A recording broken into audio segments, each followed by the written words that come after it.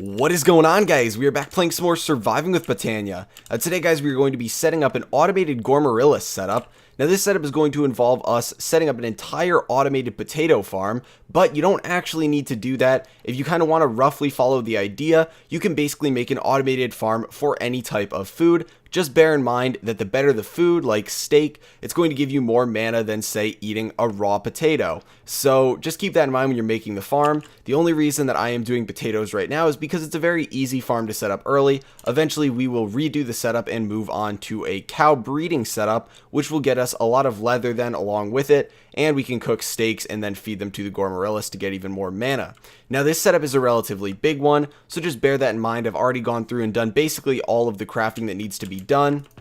As you can see, there's a fair bit of redstone. Most of the stuff that is going to be interacting with each other in this is not going to be Botania based, it is going to be redstone based. So first things first, we need to make the Gourmaryllis, and it just occurred to me that we actually don't have the stuff to make a floating Gourmaryllis right now. I might be able to just grab that real quick, but at least we need to make it first, and it's going to require a rune of fire, a rune of summer, a red petal, 2 yellow petals, and 2 light gray petals. And then we got to fill up our water bucket because I assume the petal apothecary is not full yet, and we're going to fill up a second one because we're going to need a bucket of water later. So fill this up, toss all this stuff in there. And this doesn't actually need to be floating. If you guys don't already know, a lot of the time when I make flowers floating, it's mainly just because it's a lot easier to, or I think it looks nicer, I guess, and it's kind of a little bit easier to manage.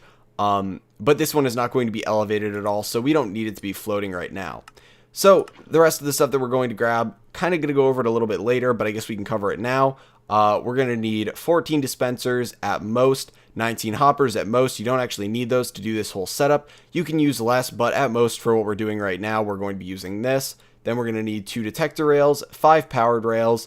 We'll use 32 regular rails. I don't know the exact number that we need, but you're going to make 16 at a time, so you need at least 32. Minecart with a chest, a furnace for when we cook this down using the exoflame. I'm using a stack of redstone. You don't need that much. 6 redstone torches, 3 comparators, a lever, a redstone repeater. You're going to need some potatoes. You're going to need something to hoe the dirt with. If you don't already know, a mana steel shovel also allows you to hoe the dirt if you already have that. There's no actual need to make any type of hoe. I have an iron one just because we only need to hoe it once and we're good.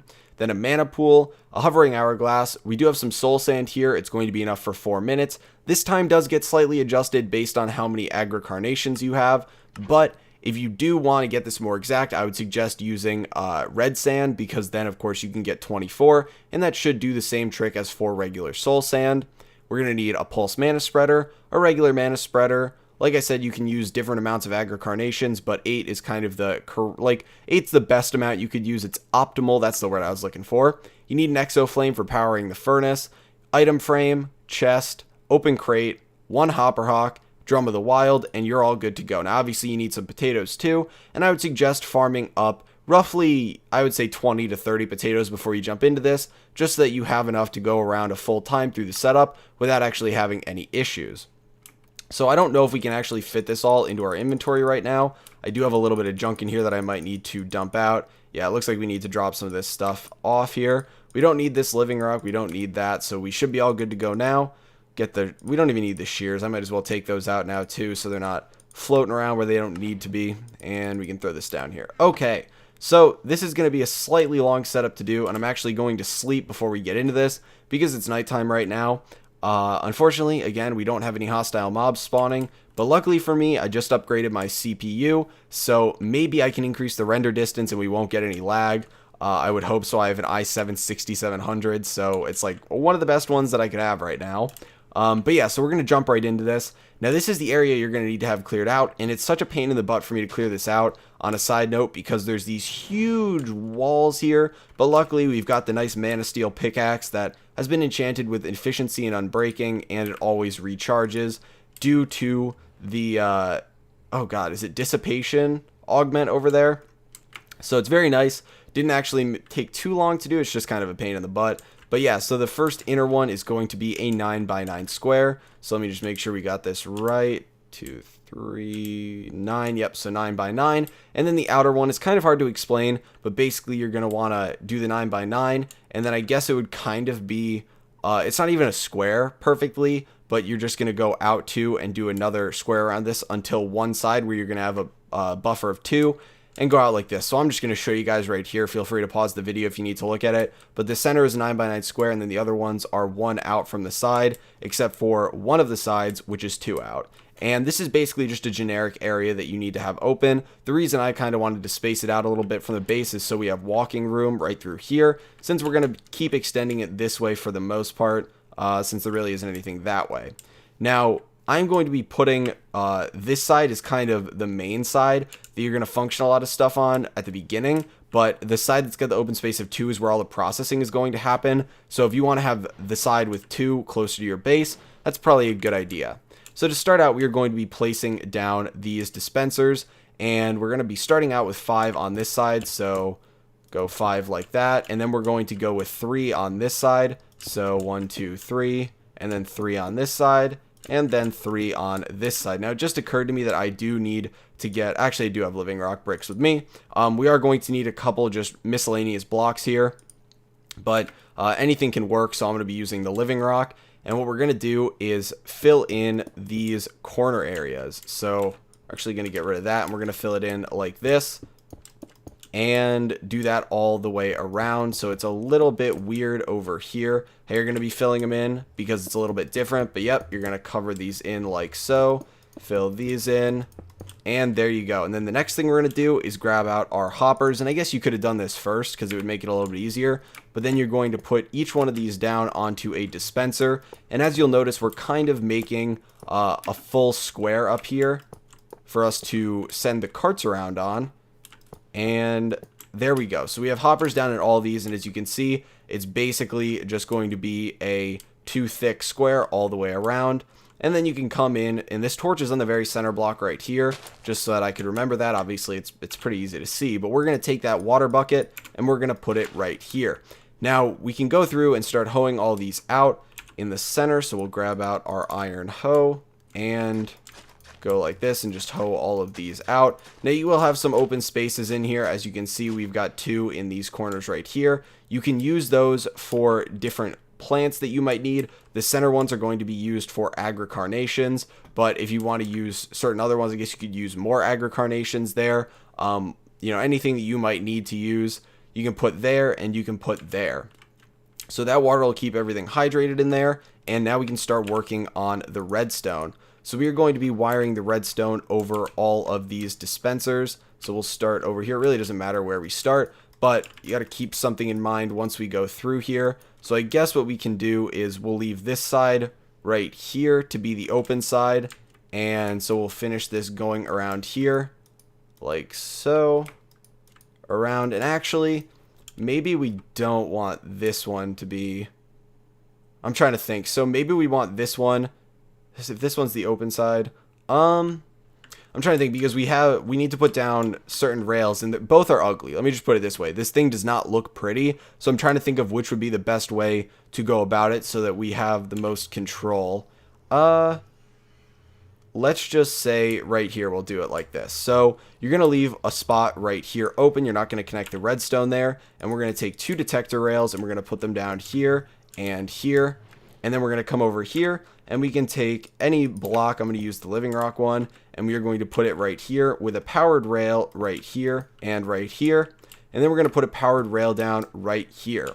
Now we're going to connect these with the rest of our regular rails. Now something to keep in mind is those other 2 powered rails we are going to install later. It's a lot easier to explain where they go and why they go where they go. Eventually, well actually I guess I can do it right now, but we're going to put the other 2 powered rails right here in the center of all of these, and then right here in the center of all of these. Now, we might need to move those a little bit later, but basically the idea is we need them to be going all the way around and being powered straight through. So we could connect these right here, but we're actually not going to, because eventually we're going to be putting something else down there, and it's going to go right in this corner. It does not look good, again, guys, but we're going to be putting it there nonetheless. So I might switch this while we're off camera, actually, just because it's going to bother me, because this actually is occurring to me now that this looks really bad. But for the time being, we're going to do that, and now I will fix that off camera, and then we can jump into majority of the redstone portion of this. Okay, guys, so we are back now. I did flip this Do not worry though, it doesn't really change anything. Everything should have stayed the same. We literally just moved these from one side to the other. Now since the powered rail was not in the center, it was in the middle of every other side except this one. No powered rails actually need to be moved. All you actually have to do is just break the redstone, move these rails, and move the powered rails over here and this one block. So we should be good to go on that part. Now we get to go through and get to the point where we can verify everything is working using the cart. So basically what we need to do is start powering some of these rails. So a very easy way for us to do that is to just come up next to these, build up like so. I guess we need to build out like that. It's a little bit of a pain in the butt because we're not going to be able to move around here very easily. But then we can just throw down a redstone torch, and we can do the same for basically all of the rest of these. So we can do the same for this one over here, like so. And we can do the same for this one right here. I don't know why I'm not just building it off of the wall over there. There we go. So these are now all powered. And then we are going to be powering this last one right here by... Actually, we'll power this last one right here with a lever. So this is going to allow us to kind of shut this thing off manually. So this is in a very good spot that we can just flip it, and it will stop the whole setup from running. Now this is going to be where the cart is going to start. And the whole idea of this is that we want the potatoes to fill up over here. This is where the hopper rock is going to pick all of them up. So we need to be using one of our hoppers, and it looks like I'm running a little bit low on the living rock brick. Hopefully we have enough, but this is where a floating hopper rock is going to come in handy. So imagine we have our cart here. We're going to need a hopper right here that is going to put stuff into it, and it just occurred to me that it's going to be putting it on that block, so I should not have shifted. Oh my gosh. Okay, well, we can just, oh right, we can just click it on that. What am I thinking? We don't need a block here. So we're going to put that there, and we can now take a comparator and pull it out of that. So what this will do is basically if we have potatoes in here, it will allow this whole thing to fill up the cart down here, and then it'll allow it to go off. So if we were to take our potatoes and throw it in here, you can see, well, actually we need to hook the rest of this up, but you'll be able to see in a minute or two how it's going to work. So we are going to build out here and put a redstone torch here and put a piece of redstone on the very top here. And then we're going to build down, and unfortunately we do need to go get a little bit more living rock. We'll just make the stuff that's in here into brick form. Oh, there we go. That should be enough for the rest of this setup. If not, we'll go back to dirt, and I'll replace it later. But then we're going to build up here, and we are going to place redstone here and here. And what that should do is power that rail right there. And the minute we throw potatoes in there, it will turn it off. Now the reason behind that is because if there's potatoes in this hopper, the cart needs to stop here until the potatoes have been unloaded. And of course, the way comparators work is you can get them really, really low, of course, and even down to one item before it'll turn back on. And then you can see it kicks back on, and of course, because we have a block here, it will push the minecart in the direction that it needs to go. So now if we really wanted to test that this is working, we could put down the rest of these rails right here, connect this up, even though we are going to get rid of these rails. If you're confident in your capability of building this, you really don't need to put these down and do this. But if you really want to check to make sure that you're not slightly, incapable of following a video tutorial, which I am guilty of a lot of times, then connect those up, and we're going to throw the minecart down over here with some potatoes. Now you can do this before or after you actually test it, but we're going to do the hopper hawk setup right now. So we're going to take a chest, and we're going to put it down right up here below or above the hopper, and then we are going to take a hopper hawk. And you really don't need the chest necessarily. You could just kind of use a hopper because a hopper acts as an inventory. But I like using chests just to be safe because obviously you can put item frames on hoppers and everything. But I like using a chest to be safe in case you get a very big buffer going for some reason. Especially if you're on like a server and you're AFKing, it's always good to be positive that you're never going to have an overflow if something were to go horribly, horribly wrong. But then you can throw down an item frame on this. And then you can take a, where is it? Potato, right? They're already in my inventory. And you can click it on there. Now, if you were using a regular hopper hawk, you would need to put the chest on top solely because you're going to need a block of dirt below the hopper hawk or below the hopper hawk. Since it's not floating, and the block of dirt would have to go here. If you didn't have a block of dirt there, it would go down here if you didn't have the chest, so it wouldn't be able to go there because you have a rail. So basically, floating hopper hawk, you can use a regular hopper, but I'm going to do it like this just to show you guys how it would be if you're using a non-floating hopper hawk, which I don't know why you wouldn't use a floating one. But yeah, so we're going to have that there, and this will probably link up to a mana pool that's already somewhere over here, probably one of those right there. But eventually we are going to be linking it to a different one. But now we can go and test to make sure that this works. So we can take out our minecart, we can bring it over here, and we can just plop it down right here. It's not going to, well, it'll fire off right now because there might be, oh, what is popping out at me? Coal just popped out at me. Oh, because the coal got picked up. Okay, yeah, the charcoal got picked up a little bit early. It was supposed to stay over here because we didn't get the sign down fast enough. But basically what we're going to be doing is filling this up with potatoes right here, and we'll watch the cart go. Something to keep in mind is while you're building this, you got to keep an eye on these dispensers, because if you're breaking blocks above the hoppers, they're going to go straight into these dispensers. So something to just keep in mind. But you can see that this is going now, and it should fill these up, and the minute it clicks that on, it is going to plant them. Now these can get a little bit buggy, just because they are not connected right there. Yep, there we go. And it's firing off a bunch right now, but that is what the hopper is there for. So basically, once we get out of here, it'll be able to pick all of these up relatively quickly. And that's why we just got to make sure that everything around here is whitelisted, so that it's not, you know, incorrectly picking up potatoes at other places in our base. So yeah, that's whitelisted right there. That's whitelisted right there. It's not going to accidentally pick up things with a different hopper hawk. And all it'll do is make sure that potatoes are always planted and that they get back into the cart properly.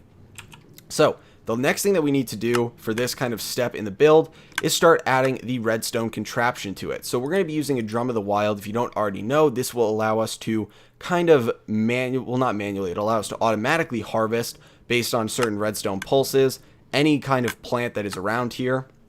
So again, you want to keep in mind that you got to keep this away from things that could also be harvested by the drum of the wild. Of course, we're using the drum over there to harvest all of our different flowers, and you really don't want it by other things that could be uprooted. So if you have a lot of things going on at your base and you throw this in the center, it could cause a little bit of an issue. So we're going to build up in the center up 3 blocks, 1, 2, 3, and we're going to put this right in the very center for symmetry's sake, and come down here. And I don't want to step on that land. We can get up here and we can flip this off, and it'll stop the whole setup from running so that we don't have to keep listening to this. One of the perks of using a lever there. But we now have our drum of the wild right here. This is what's going to break it. So what we're going to need is to put a pulse mana spreader down right over here. Now it's going to be facing in this direction, so we can kind of make this a little bit easier on ourselves and build up one here. And is that already in line with the mana? Oh, that is in line with it. Okay, never mind. We're going to throw it down backwards because we're going to want it to be right here. And break, and now we got to point this, so there and there. Okay, so now it's pointed at the drum of the wild, and we're going to take a mana pool and we are going to throw it down. Doesn't really matter where you throw it down, you know, on this thing. I'm going to be throwing it down right here, just because we're going to have a fair bit of stuff going on over here eventually. And then we're going to take our regular mana spreader and we are going to put it down here and fire it straight up at this mana pool, because this kind of is where all the mana is going to go. And then of course we can disperse it throughout the base, but for now we're just going to be putting all the mana here and allowing it to go. So for the most part, this is done with most of the redstone setup. You can verify that everything is working now. So the next portion is going to be kind of cooking down all of the potatoes that we get, and eventually we will need to put the hovering hourglass. We can put it down right now if we want, but it's going to go right up here. This is where you're going to put your, I guess, 4-minute timer, maybe a little bit more, maybe a little bit less, depending on what blocks you have here. But you really don't want to throw that in now in case you do get any kind of random mana coming into your mana pool, anything like that. You don't need it firing right now because we don't actually have any of the rest of this running. Okay guys, so the next portion of this build is going to involve the part that I've been talking about for a while. It is the corner with the detector rails on it. Now this is kind of the biggest part of this whole build, because this is where you're going to be cooking down the potatoes, and those are of course going to be getting eaten by the Gourmaryllis. So basically what we're going to need to do here is take out the remaining 4 hoppers that we have. We're going to need our furnace here, And we're going to finish up some of the redstone work. I know it's kind of a long process, but hopefully you guys can stick with it. So we're going to break these rails right here, and then we're going to break these 3 blocks right here that the rails were on.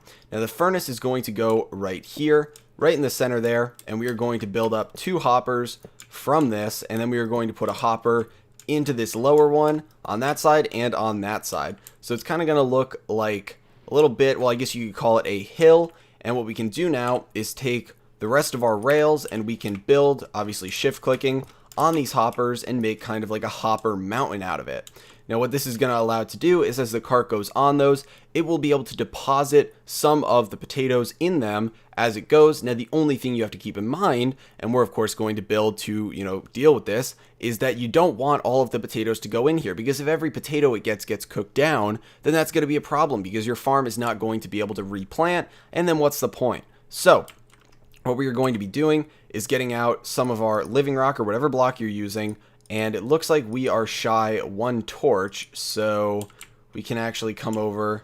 And do we have any wood left in here? No, we do not have any wood left in there. Okay guys, so we're a little bit shy on wood right now because I've been turning it all into mana. So we're just going to break that block right up there, and we're going to snag this piece of wood because we got the redstone to make it, but we don't have the sticks to make another redstone torch. So there we go. We have our next redstone torch. So what we're going to be doing is basically taking these living rock bricks, and we're going to be building out 2 from over here, and don't need one there, but we're going to be building out 2 from over here. And now we're going to be taking comparators and some redstone, the last 2 comparators, and we're going to be putting them right here. And obviously we have to rotate it by, if you shift right click with the wand of the forest, you can rotate these. So we're going to be rotating it like that, and doing the same over here, and putting down the redstone. And now what we're going to do is basically build up to turn off this whole system. So gonna put one up there, and we're gonna put a redstone torch on this. And what this will allow us to do is kind of disable these hoppers so they won't take anything out of the cart if it does not have a certain amount of potatoes in it. And then we're gonna do the same thing over here. Gonna build up one, put this down. Now of course we only need to disable the outer 3. This one does not really need to be disabled. It's just kind of a central collection point. So we're gonna build this one up 1 more and put down the last redstone torch. And then this one over here is going to connect to this one by just coming straight across. I think we want to have it come, we want to have it come straight across and then meet like that. So what we can do now is take redstone, run it all along the top here, and we have to break this torch, and I'll figure out where we can replace that. We'll probably just place it up 1 because we want to make sure it stays lit up over here. But we're going to go around here just to kind of keep these in sync. And we're going to come back to this piece right here. It's going to be, I guess you could say, 2 redstone pieces in on the side that only has 1 torch. And we are going to take our lone repeater, put it down, and set it to 2 ticks. And what that'll do is it'll allow all of these to kind of stay synced up so they won't get a little off, because the signal would be applied to all these torches at the same time. So we should be good on that front. And now it should be able to actually put basically any excess potatoes into this furnace so we can deal with the Gourmaryllis down here now. It is a little bit, cramped in here, but we're going to dig down a little bit, and I really don't have any good digging tools on me. Well, it's rock down here, so actually, yeah, I do have some good digging tools. And I'll clear this area out because we don't need grass here anyway. I thought it looked nice a little bit because the base is getting pretty heavy on the living rock, but we're going to be taking out our open crate here, and it seems I am shy 1 hopper. Huh.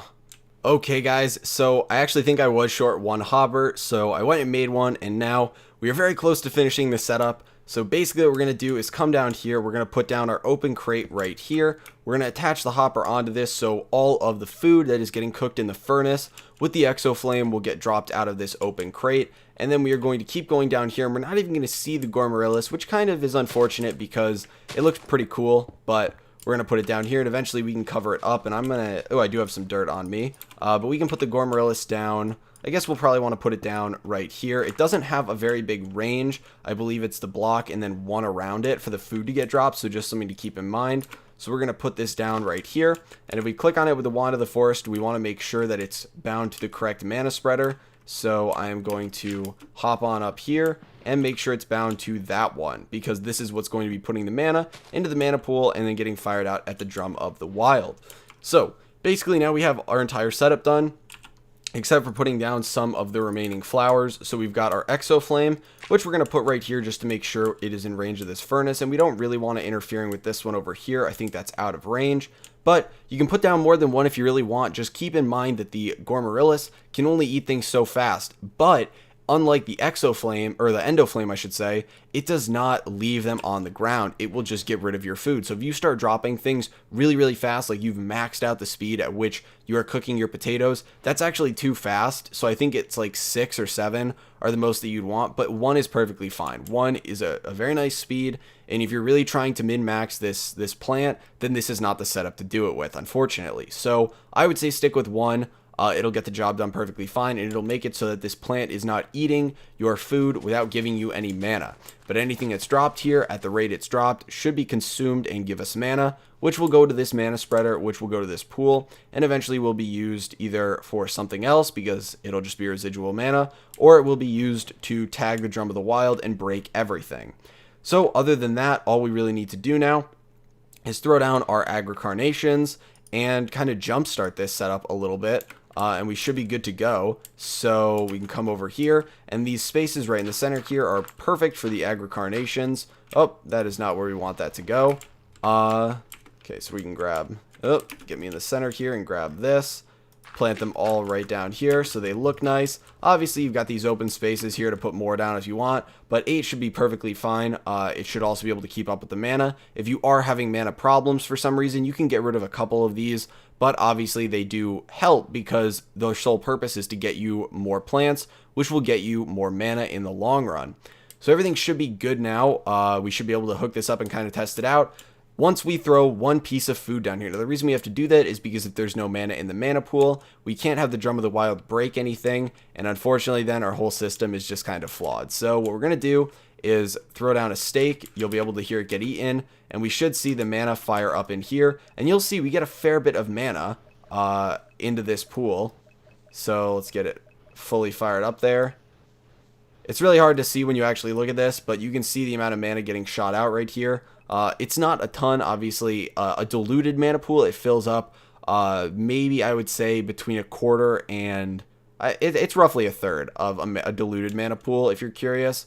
For a piece of steak. For a potato or baked potato, I believe it's a little bit below a quarter, maybe a fifth of it gets filled up. So obviously it is a worse food to use, and that's why eventually we will get to the steak. But it should be good now. We should be able to cover this whole thing up down here so we don't actually, accidentally fall in or something. And I will leave these spaces open here for it to fall into, but we can go here, and the exoflame should be bound to this mana pool right here. So whenever this needs to cook stuff, it's good. All these should be bound to that mana pool too. Just want to make sure that they are all going there. To that one. I don't know what else they'd be bound to, but we want to make sure these are all bound. Yeah, it doesn't actually look like they're bound to this one. Maybe it just wouldn't show like that, but I want to make sure they're all correctly bound. Let's see if we go back. Okay, so they are all bound to that one. I thought they might get bound to one of these over here, but they should be fine. So once these are starting to go because there's mana in there, and now we can throw in our timer. So we'll take our 4 soul sand, throw it up here, and we should really be good to go. I can flip on this lever over here, and we can let it run. Now, unfortunately, it is going to take a little bit of time for this whole setup to get going just because we have to wait 4 minutes for it to go. But when it does a single harvest, that should be a fair bit of potatoes getting cooked. Now, I don't think it's going to drop any off over here solely because we don't actually, I will put 1 potato in over here just to make sure we have some food going for this to get a little bit more mana. But, yeah, because you can see it's already at 0 mana. So, just something to keep in mind. You do have to jumpstart it a little bit. But once we get that first harvest going, it should be good. We just need to make sure we have enough in there for this drum, or for the mana spreader to actually hit the Drum of the Wild over there. So hopefully we're good. If not, I can always throw down an extra piece of steak for this thing to eat to jumpstart again. It's a little bit easier than throwing down. We'll just do that. It's a little bit easier than throwing down, a mana tablet into this mana pool right here. But you can see it should get a fair bit of mana from that. Should be good to go. It is a little bit loud with everything clicking on and off repeatedly using the detector rails, but just kind of the price you pay for this whole thing. And as you can see, we don't have enough potatoes in here that these detector rails are actually clicking this stuff on, so these aren't actually taking anything out. But eventually when we have a huge harvest, which will happen relatively soon, as you can see, these are getting pretty well grown in here. We should be good to go then. So I think what I'll do is I'll jump off and cut back once we are done, instead of just rambling, you know, aimlessly right now. Actually, you know what? No, we're not going to do that. I just want to let you guys know that if you didn't see the comment on yesterday's video, I was not able to upload on the 26th. I took a day off on the 25th. I mentioned I would do that because it was Christmas, but on the 26th, I had my computer fully taken apart. I had to replace the RAM, CPU, motherboard, a fan on my, well, the fan for the CPU. So I did a lot of replacements on that. My friend helped me out with it, and it basically took like an entire day because we did it late at night one night and didn't realize that my fan had broken, so I had to get a new one. And so it took it to the next day because I had to go pick one up. But that is why I could not upload. The daily upload should be back though. I know you guys have been enjoying that. And I just want to say again, I hope you guys had a great Christmas. I know, if a lot of you guys are in either, well, if you're in any type of school right now, you should still have off until, I think, the day after New Year's. If you're in college, you have off probably until about the 15th, depending on what college you go to. So hopefully you guys are still enjoying your break, getting some rest and relaxation before you head back to school for the new year, the new semester. But, it's all good stuff. Hopefully you're playing a lot of Botania. A couple things that I've been thinking about for the channel is, Draconic Evolution is kind of few and far between on the episodes, solely because there's a lot less to do than Botania, and I've been enjoying this thoroughly, so I hope you guys don't mind too much. We've gone over a lot of the kind of important stuff in Draconic Evolution, so we're not really missing out on anything now. We've gone through the armor, upgrades, power, all that good stuff. There will be more episodes to come, but I'm just letting you guys know as to why we're not doing those episodes every other day and Botania every other day. Just because I've been enjoying Botania a ton. Okay guys, so we are back now. I've let this system run for maybe like 20 minutes or so, which means it's roughly 5 harvests, and we now have some potatoes cooking down here. So basically what I've concluded from this is you need a little bit of a stock of potatoes before you are going to really get many into this furnace, mainly just because it's not going to register that it needs to drop any off until it has a certain amount. And so if you go in there with what I did, which was like 27 potatoes or so, it's going to be a very long time before that actually occurs. And eventually it's just going to stop dropping them off over here. But this should be running perfectly now. These are going to be cooking. This will be harvesting relatively soon. Keep in mind you have to keep it lit up in the center there, or else you're going to slow down your growth speeds. I use torches in those open blocks. That should keep it lit up enough. I wonder if we can, I wonder if we can click on this and see. Yeah, so we have a fair bit of potatoes in there now.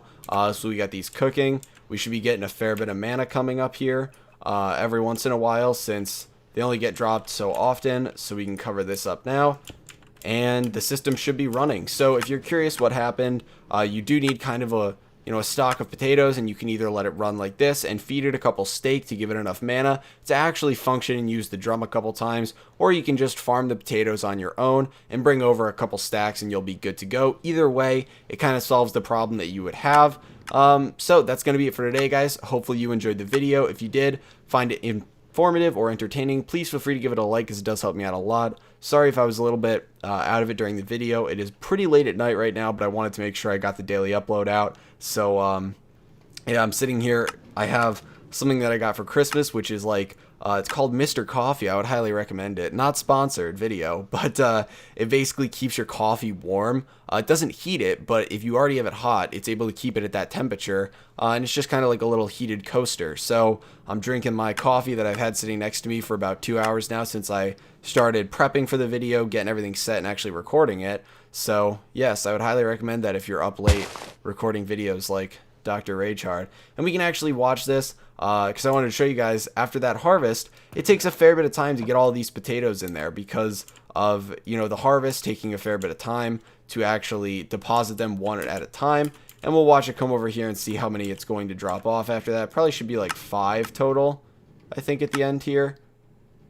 Yeah, okay, so we got 5 potatoes on that trip. And then this trip, it'll, give us another maybe like 4-ish, which will be good. Yeah, so there's the setup in action. You guys can see it fully. Thanks for watching, guys, and I will talk to you later.